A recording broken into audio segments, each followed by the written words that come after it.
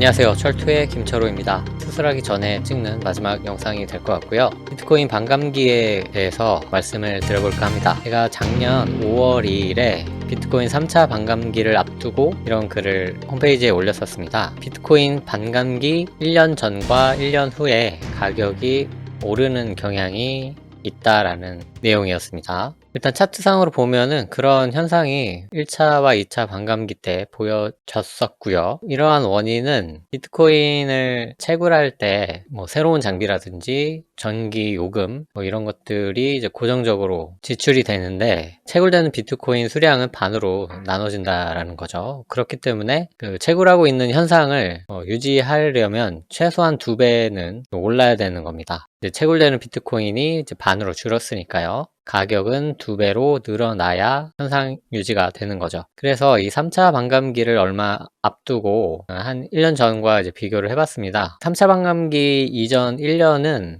그렇게 오르는 장은 아니었어요. 과거에 비교해 보면요. 물론 아주 약간 이전의 날짜와 비교를 해보면 올라갔다라고도 볼 수 있지만 고점을 찍고 이제 내려오는 장세였기 때문에, 이제 3차 반감기를 앞두고 이제 1년 후에 가격이 과연 올라 있을 것이냐에 대해서는 장담을 할 수가 없었었죠. 지금 이제 6월이고요. 비트코인 3차 반감기가 1년 1개월 지난 거예요. 그래서 지금 상황을 보시면 잘 아시겠지만 가격이 많이 올랐습니다. 그래서 이 날짜를 기준으로 상승폭을 보시면 459%나 올랐어요. 3차 반감기 1년이 지난 시점에서 올랐고요. 그래서 1, 2차 반감기 때를 보시면 반감기 이전보다 반감기 이후에 가격이 더 많이 올라간 것을 볼 수가 있습니다. 이 추세선대로라면은 이 추세선과 날짜가 만나는 한 13,700달러 정도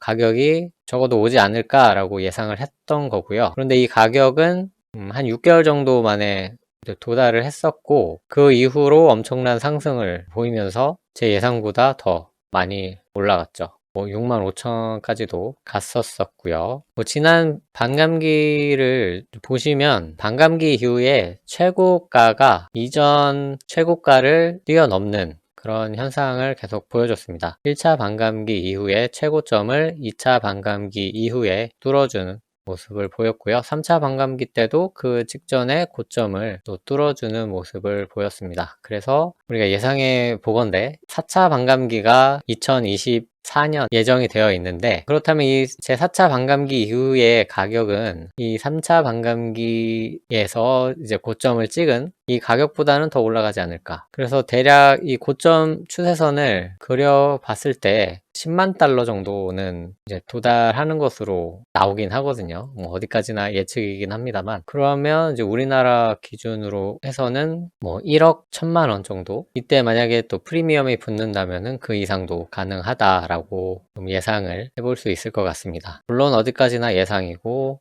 그렇게 된다라는 보장은 없어요. 지금 시점이 제 3차 반감기 이후에 1년이 지난 상황이기 때문에 과거의 결과를 비춰봤을 때 앞으로는 하락하거나 횡보하거나 별로 재미없는 장이 되겠다. 앞으로 상승장은 2년 정도는 더 지나야 하지 않을까라고 좀 예상을 해볼 수 있지 않을까라고 생각이 드는 거죠. 그래서 제가 이 글을 작성할 당시만 하더라도, 자, 과연 이 3차 반감기 이후에 1년 동안의 가격이 어느 정도 올라갈지 이제 전혀 예상을 할 수 없었던 시절이었었는데, 이 추세선보다도 더 많이 올라가는 모습을 보여줬기 때문에 앞으로도 얼마든지 4차 반감기 이전 이후 1년 동안의 가격이 또 상승하는 그런 장이 오지 않을까 기대를 하게 만드는 것 같습니다. 현재 상황에서는 만약에 가격이 과거처럼 움직일 거라면은 앞으로는 고점을 뚫어주는 상승은 나올 가능성은 적고요. 그래서 이제 감히 여기다가 그려본다면 점점 더 천천히 이제 하락을 해서 이 추세선을 약간 뚫어주는 그런 움직임도 어느 정도 생각해 볼 수 있겠다라고 분석을 해볼 수 있을 것 같아요. 물론 지금은 대충 그리는 것이긴 합니다만, 그리고 이렇게 재미없게 횡보할 수도 있을 것 같고요. 그러다가 이제 4차 반감기 이전 1년의 시점이 오면은 또 반감기에 대한 얘기가 또 스물스물 나오면서 또 매수에 들어가는 그런 자금들도 생겨날 수 있을 것 같고요. 그러면 이제 가격이 좀 이렇게 오르기도 하고 추세선 위로 갔다가도 뭐 살짝 빠지기도 하고요. 이런 움직임이 좀 나오지 않을까 그냥 대충 그려보는 겁니다.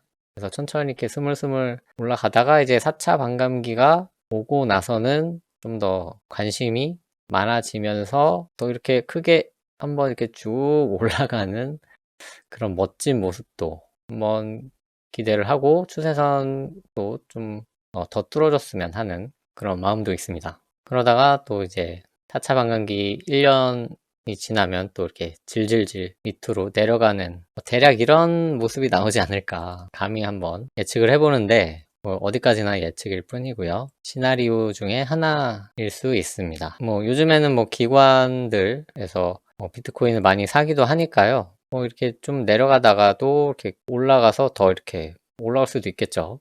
그래서 그거는 아무도 모른다라는 거고요. 이거 그려놓은 거는 그냥 안 지우고 이렇게 놔둬 보겠습니다. 과연 이대로 갈 것인가? 또 하나 이제 그려본다면은 이제 비트코인이 영영 이제 여기서 서비스를 아예 종료하고 질질 흐르는 시나리오도 있을 것 같고요. 상승과 하락 그리고 밤감기에 따른 추세 이 셋 중에 하나는 나오지 않을까 생각이 듭니다.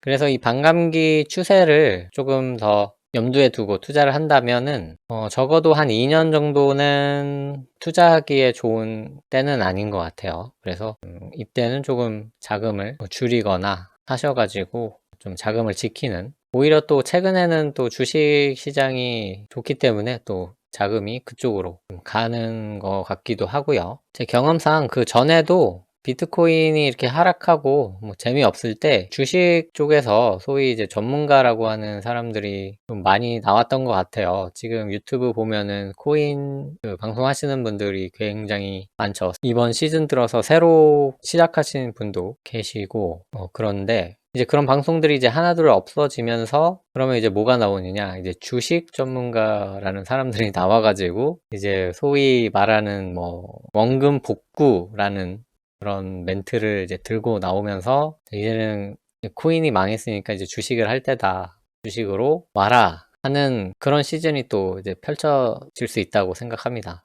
저도 그 당시에는 이제 주식을 해야 되나 라는 생각도 하기도 했었고요. 근데 아마 이제 퀀트 투자, 계량적으로 투자하시는 분들은 그런 뭐 주식 전문가들 그런 저는 이제 안 믿으시는 분들이 대다수일 거라고 생각을 하고요. 그런 주식 전문가 회원 가입해가지고 뭐 종목 추천 받아가지고 투자한다, 그런 거는 저는 이제 절대 추천을 안 드립니다. 저도 경험이 있고요. 별로 그건 정말 이제 재미도 없고 뭐 교육 같은 거를 해준다고 하는데 뭐 지금 머리에 남는 것도 없고 별 도움이 안 되는 내용들이었기 때문에 차라리 그렇게 하실 거면은 가입비 낼 돈으로 자산 배분을 하시거나 적립식으로 ETF에 투자를 하시는 것을 추천합니다. 그게 아마 100배, 1000배 더 나을 거라고 생각하고요.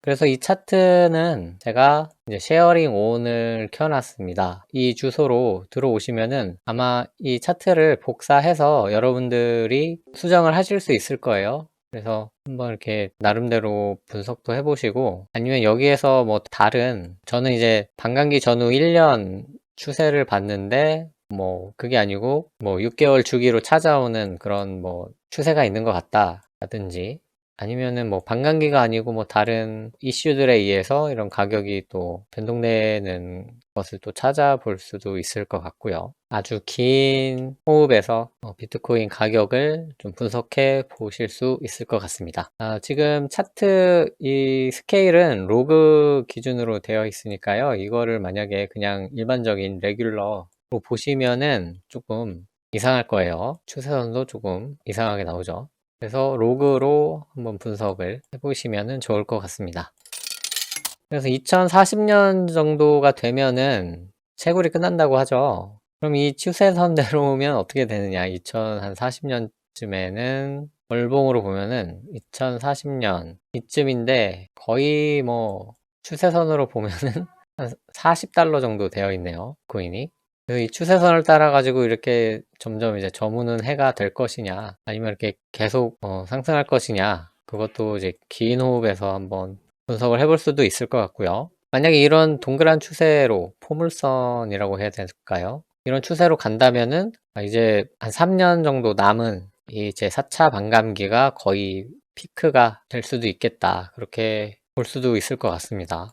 그러면은 내가 과거에는 이런 큰 기회들을 먹지 못했는데 이제 4차 반감기 1년 전부터 이제 준비를 해가지고 4차 반감기 이후 1년 정도는 진짜 정말 인생을 걸어서 투자를 해보겠다라는 그런 시기가 올 수도 있다라는 거겠죠. 이제 4차 반감기 1년 이후로는 추세도 일단 제가 그려놓은 추세상으로는 이제 꺾어지는 모습도 보이고 채굴량도 이제 절반으로 더 줄으면 현저하게 너무나 줄어들기 때문에 비트코인이 어떻게 될지는 몰라요. 정말 가격이 이렇게 내려가가지고 가치가 없어질 수도 있고요. 그래서 나름대로 잘 분석을 하셔가지고 투자에 사용해 보시기 바랍니다. 그렇다고 해서 100%이 반감기 전략을 쓸 것이냐는 또 아니겠죠. 다른 전략들과 더불어서 이 반감기도 하나의 전략으로 생각해서 자산을 나눠가지고 반감기 때는 내 자산의 한 10%는 공격적으로 해보겠다. 그런 전략을 세울 수 있겠죠.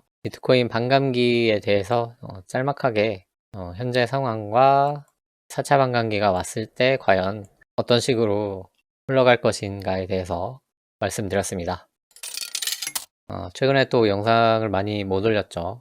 그동안에 그 전략 몇 개 이제 새로 개발했고, 또 최근에는 그 역추세 전략, 그 분할 매수를 도와주는 역분사 전략을 우연치 않게 만들게 돼서 또 거기에 좀 시간을 많이 보냈고요. 또 파이썬으로 자동 매매에 도전하고 있습니다. 언젠가는 제가 파이썬을 다루지 않을까 생각했는데 제 예상보다는 그 시점이 좀 빨리 온 것 같아요. 유튜브에서 계속 그 역추세 전략, 역분사 스트리밍을 하고 있고요. 이제 왼쪽 위에 보이는 것이 파이썬으로 구현한 자동 매매고요. 이것은 투비 얼러트나 TBX봇을 거치지 않고 바로 이 파이썬을 통해서 바로 주문이 나가게 됩니다. 그러면은 장점은 트레이딩 뷰를 사용하지 않아도 되니까 트레이딩 뷰 사용료하고 TBX봇도 사용료를 내야 되는데 파이썬에서 직접 내보낼 수 있으면 그 비용을 아낄 수 있는 거죠. 그래서 이것도 지금은 아주 초기 단계예요. 그래서 일단은 그냥 돌아가게만 만들어 놓은 상태고요. 이 정도로도 충분하니까 여기서 더 다른 거를 이제 붙일 생각은 딱히 없습니다.